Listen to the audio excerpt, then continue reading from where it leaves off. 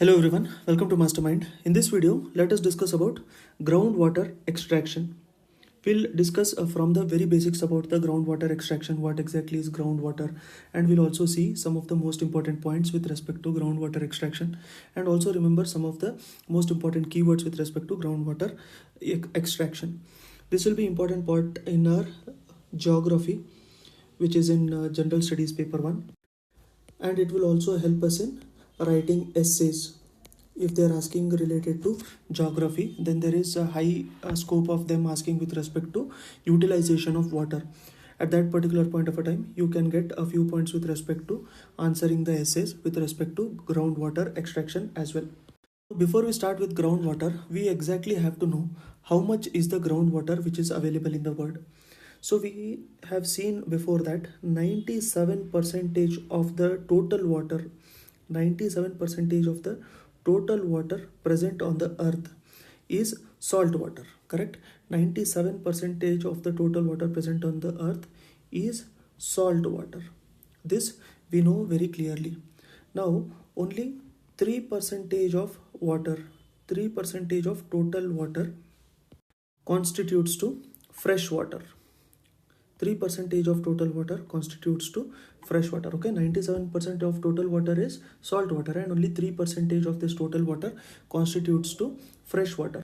So in this fresh water also, two-thirds of the fresh water,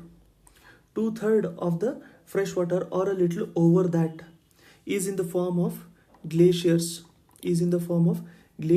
and polar ice caps. So remaining one third is the ones which is available. Which is very smaller percentage, and this is formed with respect to precipitation of whatever water we have through precipitation or inland water bodies. For example, you have wetlands, ponds, lakes, rivers, streams, and groundwater. So groundwater is the one which is stored in aquifers, and then subterranean rivers and lakes, etc.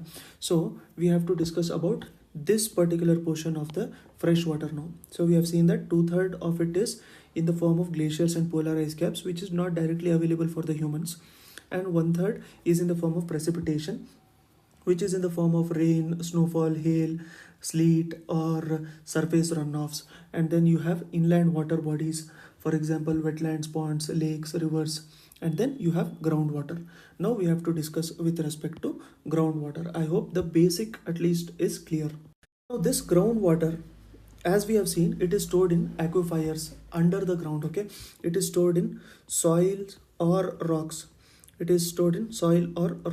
that is under the crust it is stored, and this is one of the most important means to fulfill drinking water, to fulfill the needs of drinking water, and most of it is used in irrigation also. Now if you look at electricity pattern in case of India, for electricity pattern, there are a lot of benefits which is provided for the farmers. Or agriculture fields. That is, electricity is free, and then some percentage of the electricity is free. Then you have the borewell systems, etc., which is established or installed on the subsidized rate. So when all these things are there in place, electricity and borewell system, at that particular point of a time, then water is extracted from the ground, which is utilized directly for the irrigation purpose. So most of the times our farmers, what they do is they will extract more water than necessary. So which leads to wastage of this groundwater, because in order to recharge this groundwater, you need water on the surface only. So let us say this is the surface, and these are rocks and soils or any other resources there. So water is stored over here in the aquifers, correct? So water is stored under this. So how will the water be stored under this? Only when you have sufficient water on the land. only when you have sufficient water on the land. After that, the groundwater will also get recharged. So the amount of water which is present on the surface itself is reducing, and the amount of extraction of groundwater is increasing, which has led to reduction in the major portion of this groundwater. Okay, that itself we are discussing in this groundwater extraction. I hope India's perspective you have understood in this point of a time. Now, when we were looking at the extraction or presence of the groundwater, it is not uniform across all the geographies. In some places, the groundwater may be high.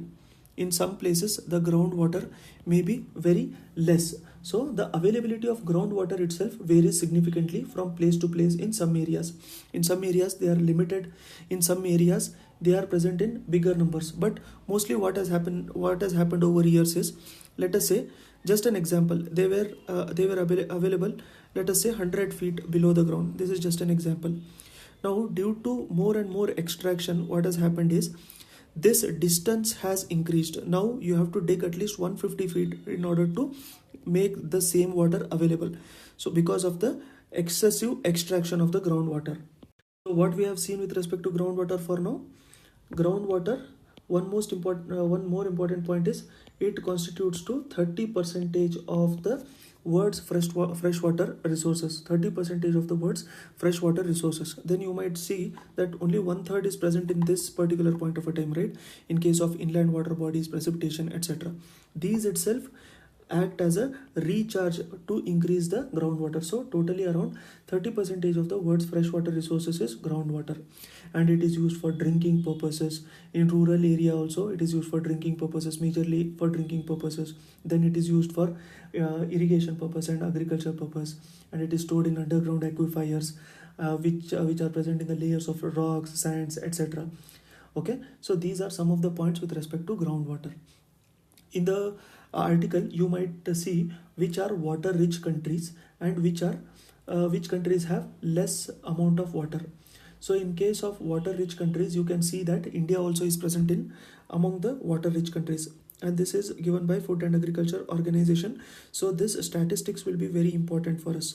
So the countries which are water rich, so India, US, Colombia, China, mainland China, Indonesia, Canada, Russia, Brazil are water rich, whereas Israel, Jordan, then Djibouti, United Arab Emirates, Qatar, Malta, Kuwait, usually this Middle East countries, they are having less number of water.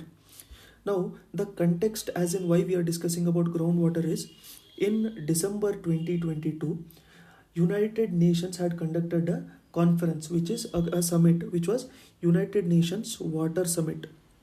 It was United Nations Water Summit, and it was conducted on groundwater only. It was on groundwater itself, and it was in 2022, December 2022. In the first week of the December only, this was conducted. Now, the summit itself was aimed at raising the awareness of the groundwater conservation at global stage. Also, if you have read about the Sustainable Development Goals, there are totally 17. In that, the 6th Sustainable Development Goal, number 6, says that the focus has to be on ensuring availability and sustainable management of water and sanitation. So, Sustainable Development Goal number 6 says about water and sanitation. Water and sanitation. Now, what are these sustainable development goals? These are some of the goals for the governments across the world to concentrate on. For example, reduction of poverty, and then providing education to the children, and then sanitation facilities, availability of water, food, alleviating poverty, etc. So these are some of the goals on which the countries has to concentrate while they are designing the policies, and they have to work towards it, and this has to be achieved. There is goal that it has to be achieved before 2030. So all these goals are to be achieved before 2030, and you have to remember that it is not a binding thing. It is just to say to the government that these are the things which you have to concentrate on in order to make your country very much sustainable, and for that the goal is 2030, and this was adopted in 2015. According to the recent report also, it was said that highest groundwater extraction highest groundwater extraction in the world was happening in the northern part of India. In the northern part of India, highest groundwater extraction was happening in the northern part of India. So if you look at the domestic data which is given by Central Groundwater Body of India, Central Groundwater Body of India, it says the states which are extracting highest groundwater. In that, if you look at top 5, you have Uttar Pradesh, you have Rajasthan, Uttar Pradesh, Rajasthan, Gujarat, then you have Punjab, and at last you have Haryana. These are the top states which are extracting highest amount of groundwater. Now, what is the reason for these states to extract the highest amount of groundwater? One of the main reason is irrigation and agriculture. So if you look at the geography of these particular area, then most of them they have alluvial soil. And most of them have proper rivers which are passing. For example, in Punjab itself, the name itself says that the collection of 5 rivers. Then in Gujarat also you have Narmada. In case of UP, Haryana, etc., you have Ganga passing down there. So when the rivers are passing, most of them are already being extracted, and there has already been infrastructural facilities which have been constructed in that particular areas. But the areas which comes a little inwards, they are utilizing the irrigation facilities by extracting the groundwater. Also, for domestic and industrial purpose also they have been used. Now, the report also says that farmers in Punjab, Haryana and Rajasthan are facing the prospects of having no groundwater left for irrigation by 2025. So by 2025, Punjab, Haryana and Rajasthan will not have any groundwater left for irrigation. So the situation is that cruelsome at this point of a time. So till here we have discussed about the basics. That is, we have discussed about the distribution of the water in the world, and we have seen how much fresh water is available, how much is the groundwater which is available, and how the agricultural sector is utilizing or utilizing more of this groundwater, and what was the report of Food and Agricultural Organization and Central Groundwater Body of India. Now we'll discuss a few concerns which are related to the extraction of groundwater. So we'll discuss the concerns and then we'll discuss the way forward. So usually whenever you're answering any question, if you know challenges related to that particular topic, challenges or the demerits related to that particular topic, then just addressing those challenges will be your way forward. If you address those challenges, that will be your way forward. For example, we'll see over here. First one is overuse and depletion. We have seen how the groundwater has been overused, especially in case of India. Now, over extraction has resulted in the decline of the water level itself. So decline in the water level in the sense that previously, as we discussed before, let us say water was available 100 feet below. Now for the same availability of water, you have to dig in 150 feet. So the depletion is happening at higher rate than the recharge. The recharge is happening a little slower when you compare to that of depletion. Okay, so this can occur if more water is being extracted from the aquifer than is being replenished through infiltration. So the recharge itself is happening less. In the second point, we'll discuss about over extraction. In this scenario, we can give a example of availability of electricity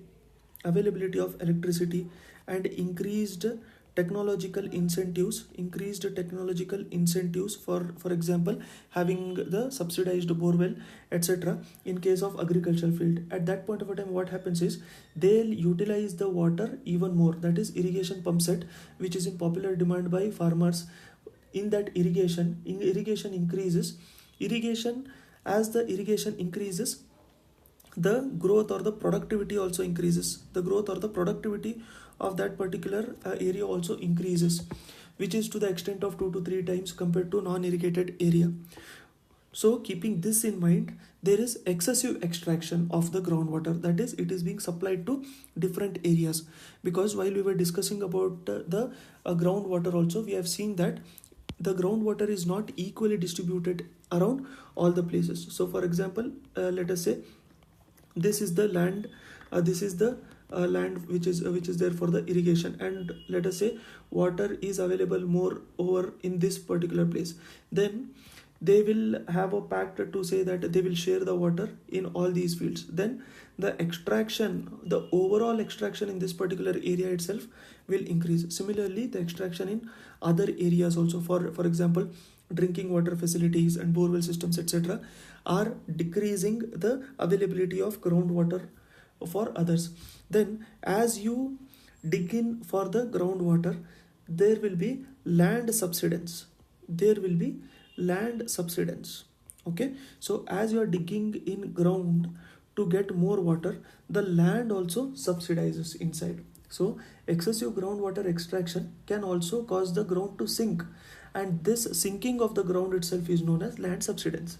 Now this can occur when the weight of the soil, because you have extracted lot of water in this, so whatever soil was present or whatever rocks were present in this particular area, that weight will increase, and hence the land will go inside.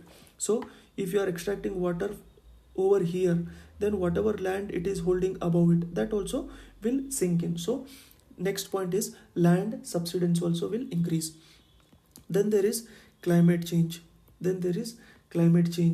Okay, which we have seen. Now disruption of monsoon is one of the most important points over here. Disruption of monsoon, we have also seen how the things are getting delayed. For example, if you see in 2017, 2018, etc., at that point of a time, by August and September, the rainfall would be so much that there would be flood in, let us say, Coorg and in Kerala region.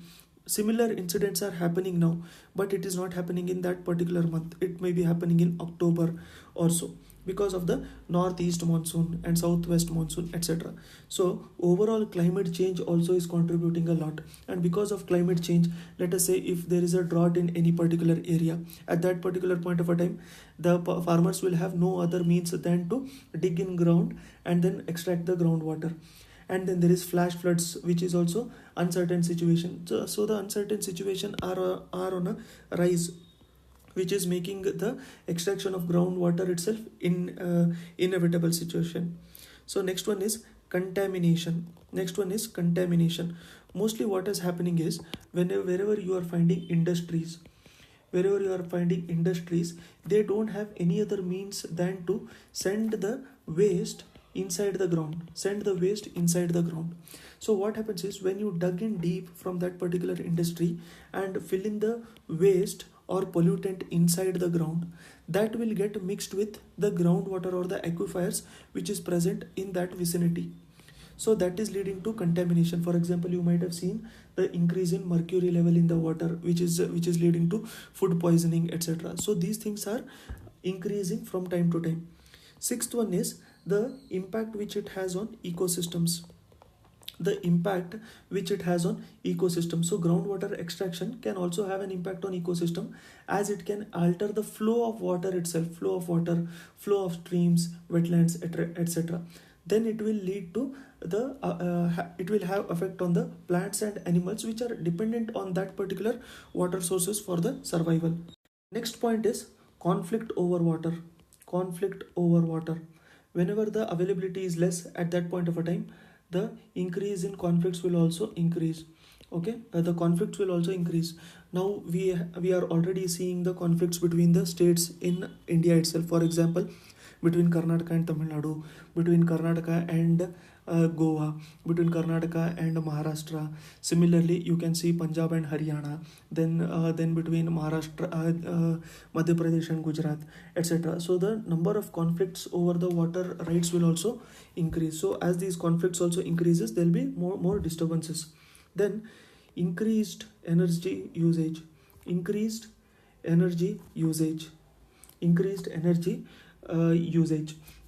So groundwater extraction can also require a significant amount of energy, as it often involves pumping of the water from deep underground to the surface, and this can contribute to greenhouse gas emissions and hence the climate change.